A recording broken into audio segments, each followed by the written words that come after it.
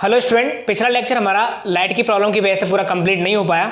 तो उस लेक्चर को, जो पिछला हमारा लेक्चर जहां फिनिश हुआ था, वहीं से इस लेक्चर को स्टार्ट करते हैं। तो अब हम डिस्कस कर रहे थे पिछले लेक्चर में बैंक के बारे में, यानी कि हमने रिच कैनाल पर डिस्कस कर लिया है।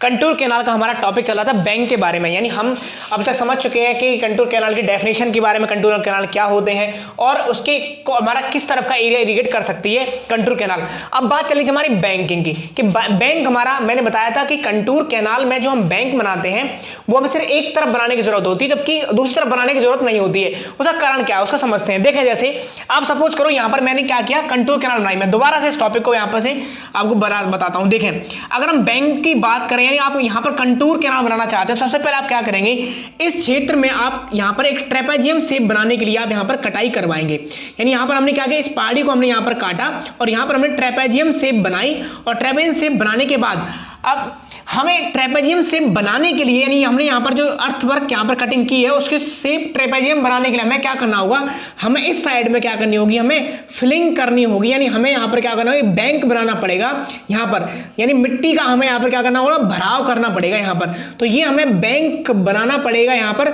लेकिन देखो, हम सिर्फ इस तरफ ही बैंक क्यों बना रहे हैं, उधर क्यों नहीं बना रहे? उसका कारण ये है क्योंकि उधर हमारी पहाड़ी लगातार ऊंची होती चली जाएगी। यानी अब कंटूर कैनाल में आप देख पाए अगर, तो कंटूर कैनाल में आप इसको ही देखो। जब हमने यहां पर पिछले लेक्चर में जो हमने समझा कि जब हमारा कोई कंटूर लाइन को फॉलो करते हुए हमारी जो कैनाल बनाई जा रही है कि लगभग उसके समांतर बनाई जाती है, तो उसे हम कंटूर कैनाल कहते हैं। लेकिन अब आप देखें, कंटूर अगर आप एक कहीं पर भी एक पर्टिकुलर कंटूर पॉइंट को लें, यानी हमने यहां कंटूर लिया, अब इसकी तरफ आप ये तो श्योर है कि इसके अगर आप ऊपर की तरफ जाएंगे तो जमीन हमारी ऊंची होती चली जाएगी, जबकि नीचे की तरफ आएंगे तो जमीन नीची होती चली जाएगी।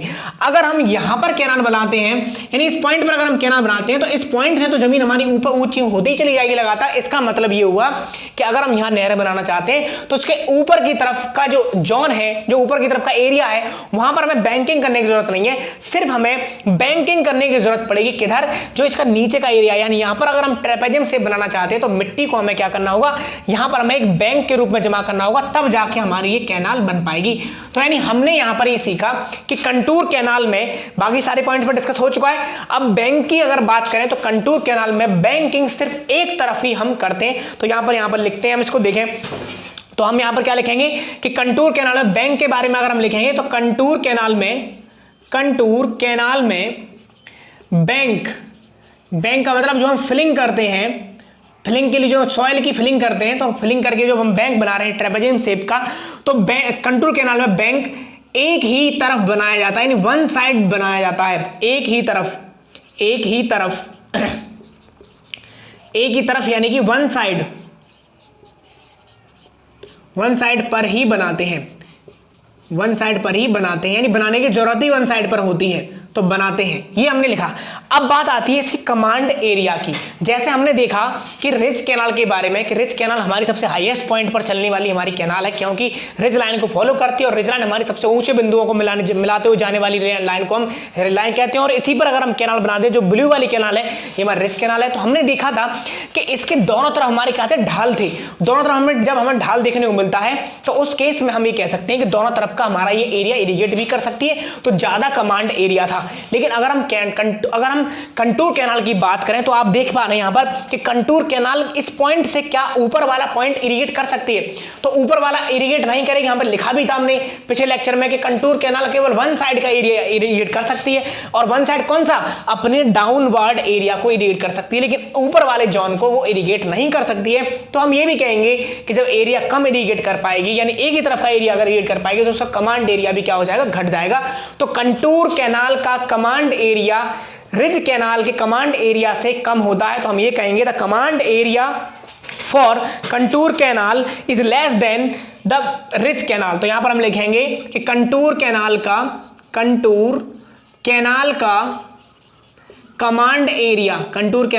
कमांड एरिया कम होता है, किससे, रिज कैनाल से कम होता है। क्यों? क्योंकि ये एक ही तरफ एरिया इरिगेट कर रही है। अब बात आती है यूज कहां करते हैं इसको।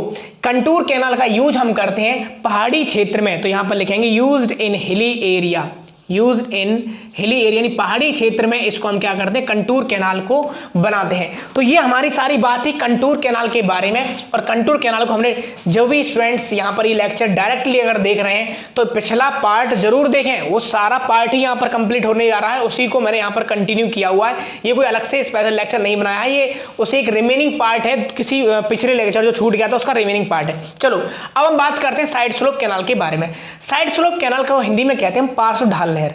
अब साइड स्लोप कैनाल कौन सी होती है तो देखें जरा, उसको समझने के लिए हम क्या करें, इसी पहाड़ी पर आप देखें, इसी जमीन पर हम यहाँ पर कुछ कंटूर सर्वे करते हैं और कुछ कंटूर सेलेक्ट करते हैं। जैसे मैंने माना कि एक पॉइंट मैंने यहाँ पर कंटूर का लिया और वही कंटूर मैंने माना कि हमने यहाँ पर सर्वे किया और मैं मानता हूं कि हमारा रिड्यूस लेवल है 105.000 मीटर का, हमने एक कंटूर लिया और वही कंटूर यानी 105 का ही आरएल यहाँ पर भी हमने फाइंड किया और इस पहाड़ी पर भी हमने फाइंड किया 105 का आरएल और यहाँ इस पहाड़ी पर भी हमने 105 आरएल हमने फाइंड किया, क्योंकि जो हमारी साइड स्लोप कैनाल है उसका रिलेशन हमारा कंटूर से होता है, तो इसलिए हम यहाँ पर कंटूर को समझना जरूरी होगा।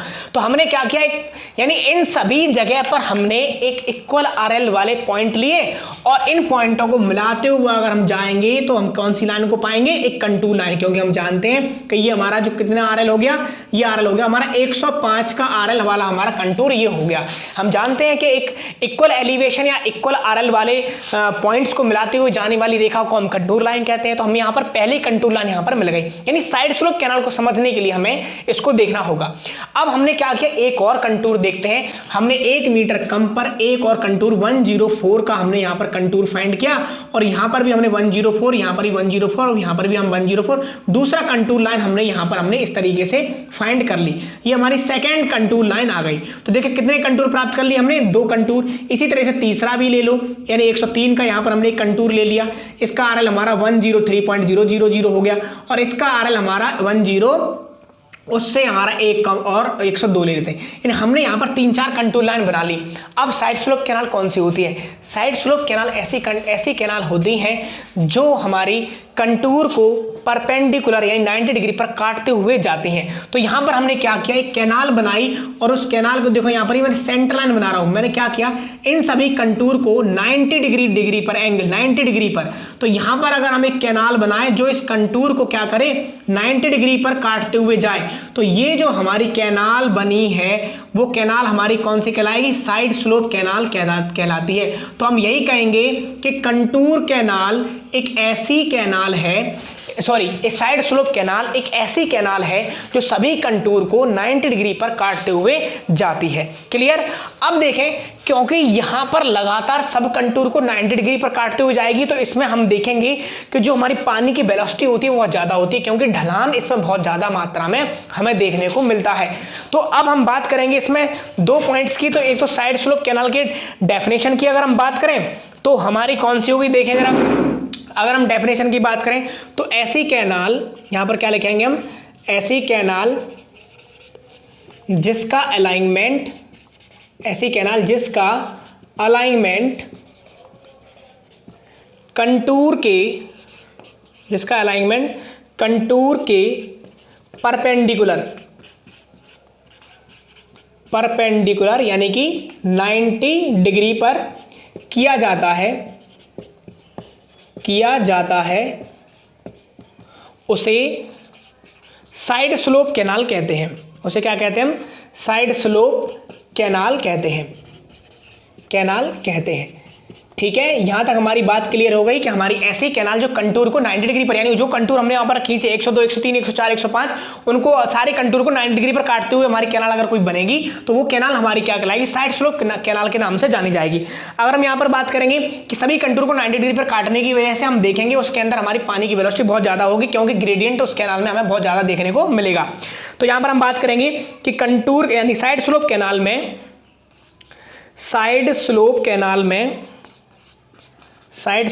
कैनाल में पानी की वेलोसिटी यानी वाटर वेलोसिटी, पानी की वेलोसिटी ज़्यादा होती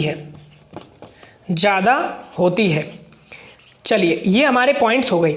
अब बात करते हैं इसमें क्रॉस ड्रेनेज वर्क की। तो देखिए, इसमें क्रॉस ड्रेनेज वर्क में अगर हम बात करें तो साइड स्लोप कैनाल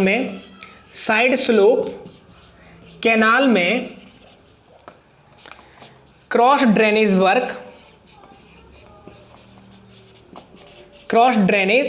वर्क नहीं दिए जाते हैं, यानी इसमें हमें क्रॉस ड्रेनेज वर्क देने की जरूरत नहीं होती। क्यों, उसका कारण समझो।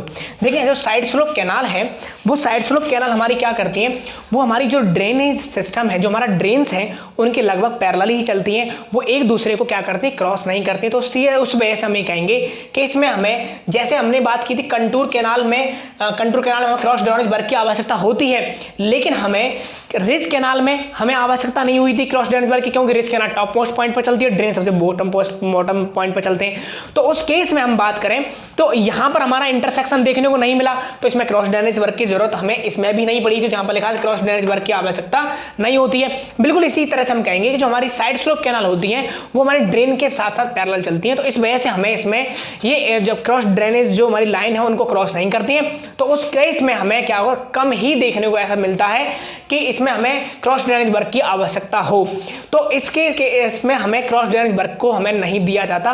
तो ये थी हमारी रिमेनिंग क्लास, जो बची हुई क्लास रह गई थी उस लेक्चर की, इसको मैंने कंप्लीट कर दिया। उम्मीद करता हूं कि लेक्चर आपको, दोनों लेक्चर आप देखेंगे तो आपको लेक्चर अच्छा भी लगेगा और पूरा तरह से समझ में भी आएगा। मिलते हैं, अगर ये लेक्चर आपको अच्छा लगा है तो इस लेक्चर को लाइक करें, ज़्यादा से ज़्यादा वीडियो को शेयर करें और चैनल को सब्सक्राइब भी करें। मिलते हैं नेक्स्ट लेक्चर में अगले टॉपिक के साथ। धन्यवाद।